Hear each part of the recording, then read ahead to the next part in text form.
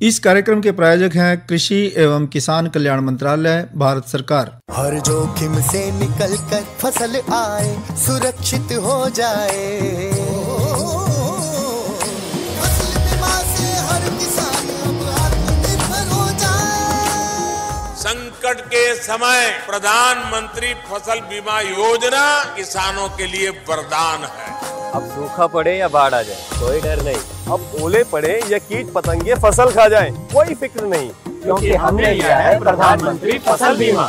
बुआई से फसल कटाई तक हर जोखिम का दावा, न्यूनतम प्रीमियम पर अधिकतम भुगतान का वादा। योजना से हर साल जुड़ रहे हैं 5 करोड़ से ज्यादा किसान। अब आपकी है बारी। नजदीकी कृषि कार्यालय, सहकारी समिति, बैंक शाखा, अधिकृत बीमा कंपनी या जन सेवा केंद्र में स्वेच्छा से करा सकते हैं पंजीकरण। फसल बीमा पोर्टल या फसल बीमा ऐप द्वारा भी कराया जा सकता है पंजीकरण। प्रधानमंत्री फसल बीमा योजना, आपकी फसलों का संपूर्ण सुरक्षा कवच। कृषि एवं किसान कल्याण मंत्रालय, भारत सरकार। धर्मवीर भाई राम राम। राम राम कृष्ण भाई, आपने भी और कार्यक्रम सुनने वाले सब बाण भाइयों ने हमारी राम राम। भाई कृष्ण भाई जी धर्मवीर भाई, के हाल चाल है? गर्मी ने तो कति धुम्मे ठा रखे। हाँ देखिए धर्मवीर भाई, तापमान जो है ना दिन प्रतिदिन जो है ना बढ़ता जाने लग रहा। और इस मौसम में देखो अपने शरीर का भी जो है ना बचा कर रखना, गिला डांगर डोर है जितने भी अपने, उनको भी ध्यान रखना गर्मी के मौसम में। हाँ बिल्कुल। और लेकिन जो फसल है उनका भी थोड़ा ध्यान करना पड़ेगा। फसल तो देखो कृष्ण भाई, सबसे पहली बात तो ये कि फसलों में ना जैसी गर्मी पड़ रही है, बिल्कुल, तो किसान भाइयों को चाहिए कि चाहे उन्होंने सब्जियां लगा रखी हैं, चाहे उन्होंने अब और कोई भी फसल लगा रखी है, तो उनमें पानी की व्यवस्था का पूरा ध्यान रखें। बिल्कुल भाई, ज़्यादा भी ना देवें। तो ये है कि पानी की मतलब ना भी भरमार भी नहीं रखनी, और पानी से कहीं फसल मर ना जावे, सूख ना जावे बिना पानी के, तो ऐसा भी ध्यान रखें। दूसरी बात ये कि जैसे गन्ना है, हाँ, या और भी फसलें सब्जियों की हैं, बिल्कुल, तो ऐसे मौसम में ना कृष्ण भाई कीटों का आक्रमण हो ही जाता है। बिल्कुल, गर्मी का जो मौसम आवा ना, इसमें कुछ ज्यादातर देखने ना मिला, क्योंकि उधर से तो नमी, हाँ, उधर से एकदम से फिर गर्मी, तो ऐसे में फिर जो कीटों के उभरने का ये सही मौका होता है। तो ऐसे में जैसे अब गन्ना है, जिन भाइयों ने गन्ना लगाया, बिल्कुल, तो गन्ने की अगर हम बात करें आज कि दीमक है, दीमक, अब दीमक जो है वो गन्ने की फसल की ही नहीं हर एक फसल में नुकसान करती है कृष्ण भाई। बिल्कुल, अग नहीं, बिल्कुल करा। तो इस कीट की जो जैसे है ना मटमेले भूरे रंग से के पंख होंगे नहीं, और इसके बच्चे जो है मिट्टी की सुरंग में या बम्बी में रहे, बिल्कुल, और जैसे ही गन्ना बोया और गन्ना बोने के तुरंत बाद बिल्कुल दीमक भी अपना काम शुरू कर दे। और जिस तरह अगर हम देखा ना, कई बार वो लाइन सी बनती रहा धर्मवीर भाई, हाँ, वो बम्बी ही बना कर चलती रहा, अपना पता भी नहीं लगता, कदमाना वाला बारियां बढ़ जा, कदमाना दरवाजा बढ़ जा, और कद खाली कर दे दरवाजे ने, कर दे ऊपर की वो परत सी रह जा, अंदर खोखड़ा। तो इसी तरह जैसे गन्ना बोवा नहीं, हाँ, गन्ना बो दिया, बिल्कुल, और या साथ के साथ अपना गन्ने की आंख नहीं होती, हाँ हाँ, पोरी की आंख, हाँ, बिल्कुल, या उसका सिर, हाँ, सिरे पे आक्रमण कर कर उन्हें अपना खोखला कर दे, बिल्कुल कर दे। तो ऐसे में मतलब ना भी बहुत ज़रूरी है कि मतलब ना भी दीमक का हम इंतज़ाम करें, गन्ने की पोरियाँ खोखली ना हो, उनमें मिट्टी ना भरे, तो इसका आक्रमण ना हो उसके लिए हमने चाहिए कि एक तो कच्ची गोबर हो ना, हाँ, उसका हमने खाद का जो कच्ची खाद है गोबर की, उसका इस्तेमाल करने से बचना चाहिए। बिल्कुल, यानी कि गली सड़ी काली गोबर की खाद, हाँ, और बढ़िया रहेगी, बिल्कुल।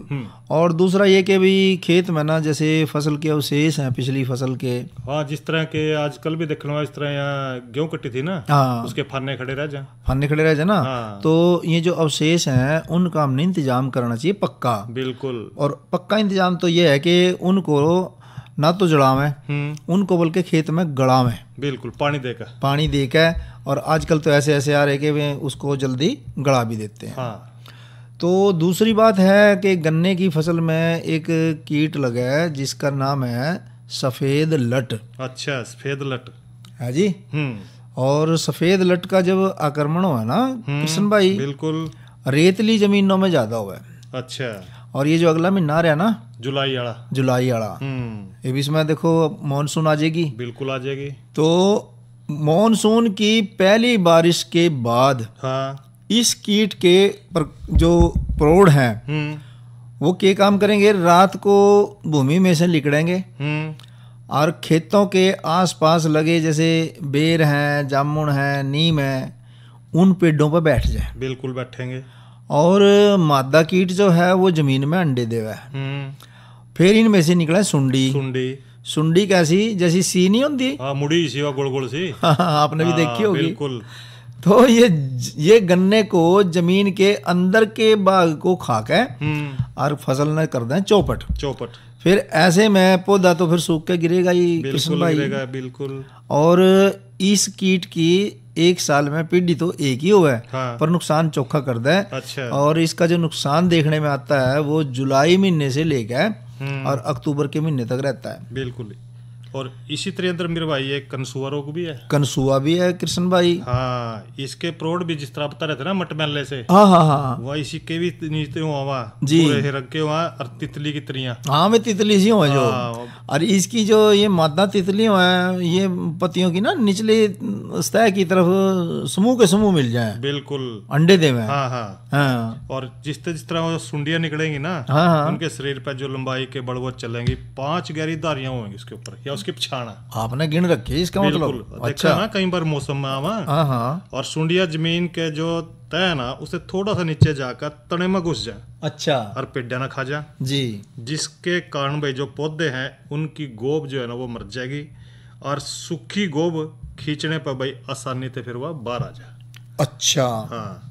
तो इसमें तो जो वही तो नहीं है कनसुआ, जिसकी गोब जो सूख जानी। हाँ। उसमें तो ऐसे सड़ा जैसे दारू की सड़ा। हाँ, वही तो नहीं है। वही है, उसी ने कहा कनसुआ। अच्छा। हाँ।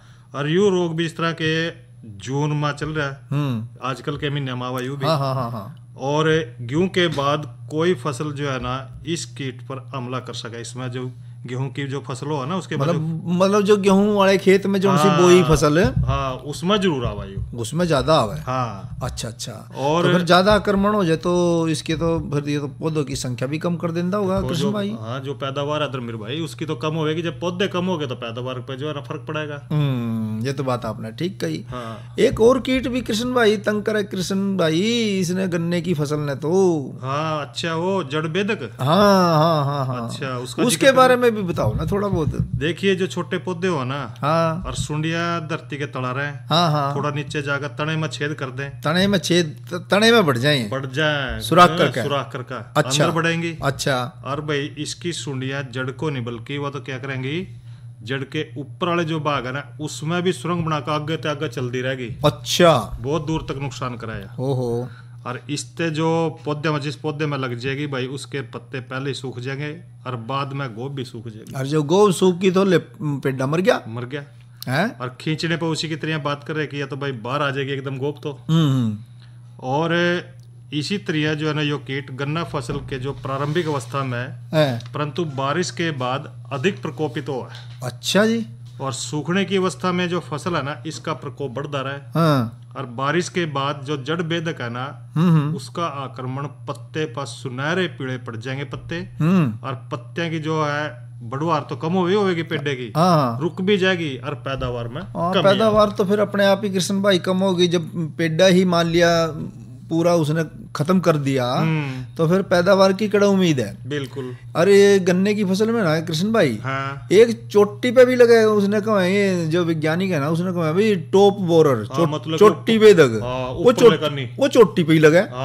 आखिरी सिरे पर। हाँ, मतलब ऊपर लेका नहीं जो गोब समझ लो गोब। तो इस कीट की पहली और दूसरी पीढ़ी बरसात से पहले और तीसरी और चौथी पीढ़ी बरसात के बाद। अच्छा। पेड़े पर आक्रमण करा या तो इसका मतलब नुकसान करने पर ही खड़ी धर्मवीर भाई कत्ती। तो जी भी तो किसान जो 24 घंटे खेत में पड़ा नहीं और फिर भी राम जी के भरोसे है काम। वो नहीं तो है अगर भाई ये कीट पतंगे ये छोड़ दे तो नहीं फसल ना। बिल्कुल। और इस कीट की सफेद रंग की जो मादा तितली की पूंछ है नहीं, उसका रंग पता कैसा हो? कैसा? कत्थई से रंग का। अच्छा। और बालों के गुच्छे जैसा हो। अच्छा। और मादा तितली अंडे पत्तों पे समूह में देवेगी और उन्हें कत्थई रंग के बालों से ढक देगी। अच्छा। और सुंडियां पत्तों की जो बीच की सिरा है नी उसमें सुरंग बना के और गन्ने की चोटी में घुस जाए। अच्छा, मईयो में। हाँ, मई में। और छोटे ग्रसित पौधों की गोब में सुराख मिलेंगे। यह पिछाड़ है। बिल्कुल। गोब काणी होगा, सूखेगी। और कृष्ण भाई अगला महीना जुलाई का है नहीं? बिल्कुल। जुलाई से अगस्त और सितंबर, इन 3 महीने में इसके आक्रमण से गन्ने के ऊपरी पोरियों की आंख फूट जाती हैं, जिस कारण चोटी में अगोड़ों का झुंड नजर आता है। अच्छा। और इसे बंची टॉप भी कहें, जिससे आसानी से हम पिछाड़ कर सकें। बिल्कुल। तो इससे भी भाई पैदावार में बड़ी भारी कमी हुआ है। बिल्कुल। और सुन लो, पैदावार में कमी तो कमी, इसकी मिठास भी कम कर दिया। अच्छा। जिससे फिर चीनी भी कम बने। चीनी कम बनेगी तो नुकसान है जी। तो इस तरह जो है ना धर्मवीर भाई, एक काली कीड़ी भी, काली कीड़ी तो खूब देखने में मिला कृष्ण भाई। काली कीड़ी तो कई भाई मिट्टे पर ज्यादा हमारे यहाँ। पर काली कीड़ी का क्या नुकसान कृष्ण भाई? इसके जो प्रोड़ है ना छोटे, हाँ, वो काले रंग के और पंखा वाले होंगे। अच्छा। और जो इसके छोटे शिशु है ना, वो गुलाबी और काले रंग के, हाँ, और बिना पंख वाले होंगे। हाँ, ये गोब के अंदर भी छुपका है, रस चूस दे रहे हैं। हाँ, जिसके कारण भाई ये जो पत्ते हैं ना पीले पड़ जाएंगे। और उसके ऊपर भाई मौसम जिस तरह चल रहा है, आप आज जिक्र भी कर रहे हैं कि भी जो मई जून का महीना है, जो मोटी फसल है ना, उसमें ज़्यादा देखने ना मिलेगा। जिस तरह फसल में जो नत्रजन की कमी हो जाएगी, और मोटी फसल के टाइम पर भाई रोकथाम न होने पर इसकी वजह से जो कीट है ना, जो बोर्ड फसल है, उस पर भी चला जावा। अच्छा। हाँ, मतलब मोटी फसल में भी अगर रोकथाम ना हो तो फिर ये मोटी फसल का भी नुकसान कर दें कीड़ियां। हाँ, बोर्ड जिस तरह आप सुर में लावेंगे फसल उस पर भी नुकसान करा फिर यह। जी जी जी जी जी। तो एक बात आई कृष्ण भाई समझ में कि कीट तो काफी हैं। हाँ। सफेद मक्खी है, और एक या 8 टांगों वाली मकड़ी। अच्छा, यह भी अष्टपदी। हाँ। और भाई टिड्डे। हाँ। और भाई चुरड़ा। काफी कीट है, जो कि एक पायरिल्ला हो गया, और काली कीड़ी तो आपने बताई दी। बिल्कुल है। तो ये बात आई कि भाई इसका इंतजाम क्या करें। हाँ, आगे नहीं, देखो इंतजाम तो करना पड़ेगा। इंतजाम तो करना पड़ेगा। हाँ। तो अपा क्यों ना, अब देखो दीमक और कनसुआ की तो बात थी, वो फरवरी मार्च में जब अपा लगावे है नहीं करना, तो उस टाइम तक किसान भाइयों ने अपना इंतजाम कर लिया होगा।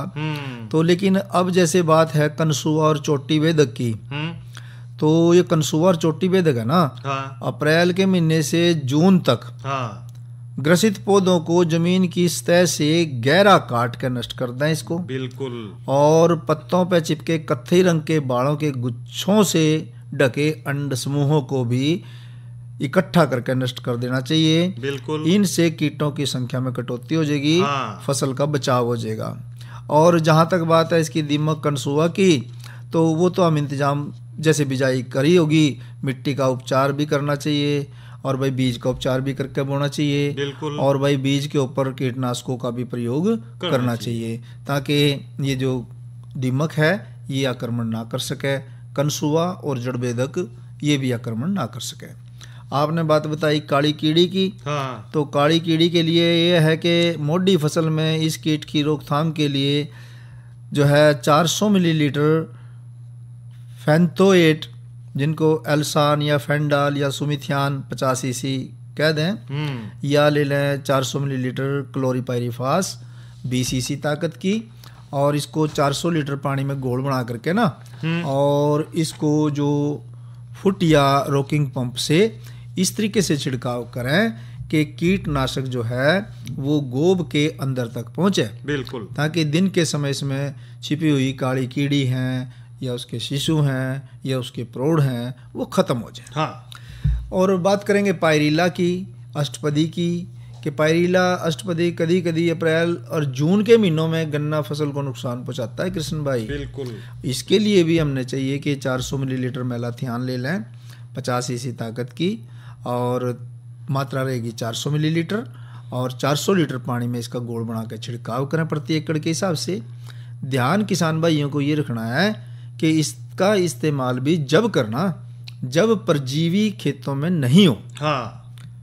और लाल अष्टपदी का अधिक आक्रमण होने की स्थिति में 500 मिलीलीटर मेटासिस्टोक्स 50 सीसी 25 सीसी ताकत की, या 600 मिलीलीटर डाइमेथोएट जिसको रोगोर कहते हैं, बिल्कुल 30 सीसी ताकत की, इनमें से दोनों में से एक दवाई लेकर, अगर हम रोगोर लें तो 250 लीटर पानी, अगर हम मेटासिस्टोक्स भी ले रहे हैं तो भी 250 लीटर पानी, बिल्कुल दोनों में बराबर पानी। हाँ, पर मात्रा दवाई की अलग रहेगी। मेटासिस्टोक लेंगे तो 600 मिलीलीटर लेनी है। हाँ। और अगर हम ये लेंगे डाइमेथोएट जी, तो इसको दोनों में से एक दवाई का इस्तेमाल करना है। अच्छा। और 250 लीटर पानी में घोल बना करके इसका छिड़काव करना है। बात करेंगे चोटी बेधक की। हाँ। चोटी बेधक के लिए भी हमने क्या है कि अप्रैल से जून तक ये जो पौधे ग्रसित कर दिए हैं, जमीन की सतह से गहरा काट के उनको तो हटाने का ही फायदा है कृष्ण भाई। हाँ। और जो पत्तों पे चिपका है कत्थई सा रंग है और रंग के बालों के गुच्छे हैं जिनसे कि वे अंडे ढके रहते हैं, हाँ। उन अंडों को नष्ट करना है। और फिर बात आई कि भी हमने दवाई का भी इस्तेमाल कर लेना चाहिए। बिल्कुल। जब इतना काम कर लिया तो फिर 150 मिलीलीटर कोराजन ले लें, 20 सीसी ताकत की दवाई, और 400 लीटर पानी में घोल बना करके पंप से मोटा फुहारा बना के और फसल के जड़ क्षेत्र में डालें और उसके बाद फिर हल्की सिंचाई करें। तो इस तरीके से कृष्ण भाई फसल जैसे गन्ने की ही है, हमने हर महीने संभाल करनी पड़ेगी। तो मई जून के महीनों में तो हमने यही देखभाल करनी चाहिए। आगे हम समय समय पर अपने कार्यक्रमों में दोबारा भी इस विषय को लेवेंगे और फिर जब जुलाई से आगे के महीने आएंगे उनकी चर्चा फिर कभी कर लेंगे। ठीक है। तो इब तो भाइयों का मनोरंजन करा देना चाहिए। बिल्कुल कराओ। तो सुना फिर कोई रागनी। बिल्कुल।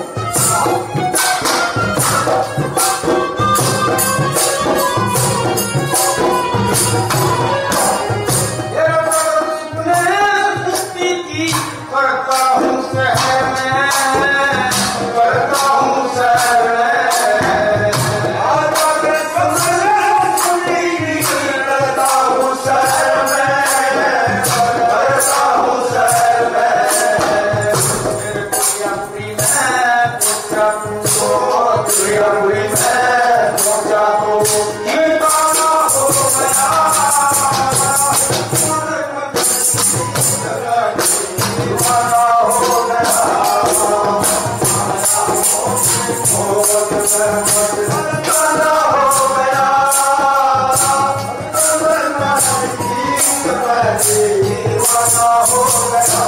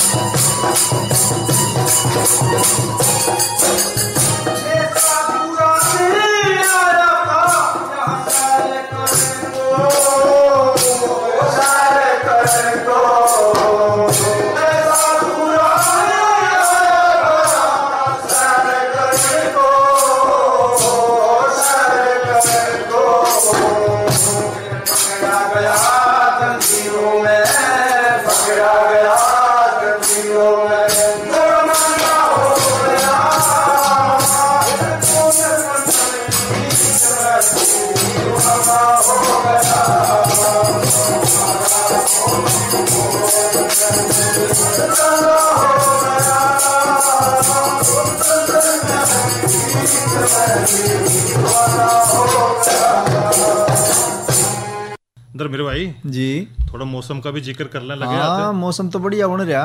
हाँ देखिए वैसे तो गर्मी हो रही है, अपना पता ही है। अच्छा कोई मौसम का हाल सुनाओगे आप? हाँ क्या कह रहा है मौसम? देखिए इधर मेरे भाई आज का अधिकतम तापमान रहा 45 डिग्री सेल्सियस और न्यूनतम तापमान रहा 27 डिग्री सेल्सियस। अच्छा। और कल जो ना आज से भी गर्म माहौल बन रहा है। अच्छा। कल जो है ना अधिकतम तापमान रहेगा 46 डिग्री और न्यूनतम तापमान रहेगा 29 डिग्री सेल्सियस। कोई बरसात की भी उम्मीद है? कोई खबर नहीं इधर मेरे भाई, मौसम नहीं जुड़सा होगा अपना, न्यू गर्मी पड़ेगी। अच्छा। और कल के कार्यक्रम सुनवाओगे? कल दिन है मंगलवार जी, और मंगलवार ना अपना विषय लेके आएगा फोन इन में। और क्या विषय लेके आओगे कल? विषय रहेगा धान की रोपाई में सावधानियां, और विशेषज्ञ रहेंगे अपने डॉक्टर संदीप रावल। मतलब इस विषय पे किसान भाई सीधा फोन करके और भाई अपने सवाल का जवाब ले सके। बिल्कुल ले सके। कोई भी समस्या हो, हाँ? कोई सुझाव लेना चाहें तो ले सके। बिल्कुल। तो कृष्ण भाई देखो, हाँ। एक काम की बात एक और भी हमने करनी है किसान भाइयों से। बिल्कुल करेंगे। और वो है जैविक कृषि के बारे में, कि जैविक जो कृषि है, हाँ। खेती का बदलता है स्वरूप है। बिल्कुल। कैसे कि दोबारा से जो किसान भाई हैं और जो कृषि वैज्ञानिक हैं, उनका ध्यान इस बात पे गया कि ये जो जैविक कृषि है, हाँ। ये हमारे लिए बहुत जरूरी है। बिल्कुल। मूल सिद्धांत क्या है कि भारतीय जीवन दर्शन के अनुसार धरती को मां से भी ज्यादा सम्मान दिया गया है। बिल्कुल। और उस धरती के स्वास्थ्य को सदा ठीक करने के लिए प्रयास करे जाते हैं और करे जा रहे हैं। हाँ। और इन्हीं परंपराओं के कारण हमारे अपने भारतवर्ष में विभिन्न प्रकार की फसलें बिना अधिक भूमि के साथ छेड़छाड़ करी जाती रही हैं। अच्छा। मतलब कहने का कि जमीन से हमने उपज तो ले ही, हाँ। पर जमीन के साथ ज्यादा छेड़खानी नहीं करी। और वैसे देखिए धर्मवीर भाई, उपज तो लेवा है, हाँ, लेकिन लेवा तो जो है ना रासायनिक तरीके से लेवा, मतलब वो रासायनिक तरीका जो है उसको अब बदला जा रहा है। हाँ, क्यों बदला जा रहा है? क्योंकि भारतीय जैविक कृषि के जो सिद्धांत हैं, उन सिद्धांतों में भूमि पूजन पहले नंबर पे है। बिल्कुल। और इन्हीं कारणों से हम धरती माता को सदा सस्य श्यामला देखना चाहते हैं, यानी कि धरती की जो सेहत है वो बरकरार रहे। तो भारतीय संस्कृति में गाय को भी माँ का स्थान दिया। बिल्कुल दिया। और पूरे भारत के किसी भी जाति, किसी भी संप्रदाय के लोग जो है गऊ को गऊ माता ही कहते हैं।